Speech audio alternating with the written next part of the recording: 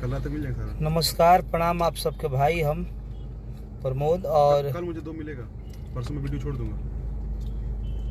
का हाल बार हुआ तो सब कल मुझे दोपहर तक 2 दिन। ठाकुर बादल जी। और आज हम फिल्म के हमारे पैकअप हुए मुंबई में, और ठीक है, फिर बाकी परसों रात तक ठीक है। कल डबिंग में जाते हैं शुभ विवाह फिल्म के। तो आज गाना एगो छूटा रहा है हमारे वेब कंपनी से। ये शेयर ज़्यादा थी, लाइव के ज़्यादा शेयर करब। बढ़िया बा प्रमोद जी, अनिल कुमार, कृष्ण महादेव, गुड मॉर्निंग, संतोष यादव जी।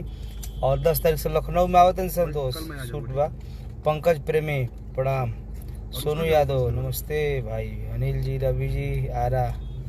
और आज हमारे वेब कंपनी से वो गाना आइल बजौन भाई कृष्णा बेदर्दी जी के गीत और प्रियांशु सिंह के संगीत बा। और चाप के आप सबको हम सुनाई। और हमारा ओर से ढेर सारा शुभकामना दिवाली और छठ के हमारा ओर से रही। छठ के आप सब प्यार दुलार दी। अमरिंदर यादव जी सादर प्रणाम गोरखपुर से, थैंक यू। शैलेंद्र जी, बिट्टू राय जी, सुनील बाबा, सब कोई शेयर करी। विकास, सुमन जी, रवि जी हेलो। और साथ में देखी हमारे सिवाय कंपनी के मालिक अभय पांडे जी, रंजीत यादव चौकी, सोनू जी और पंकज राय जी जो भी ड्राइव कर रहे हैं।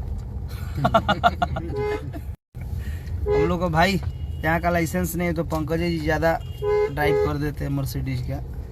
लोकेश कुमार जी, कृष्णा भैया जय हो, और राजीव जी, संदीप यादव जी, सबके दिल से प्रणाम। और आप सबके गाना एगो सुनाई। कवि जी बड़ा बढ़िया गाना लिखले बड़ा, तनी बजाई बा।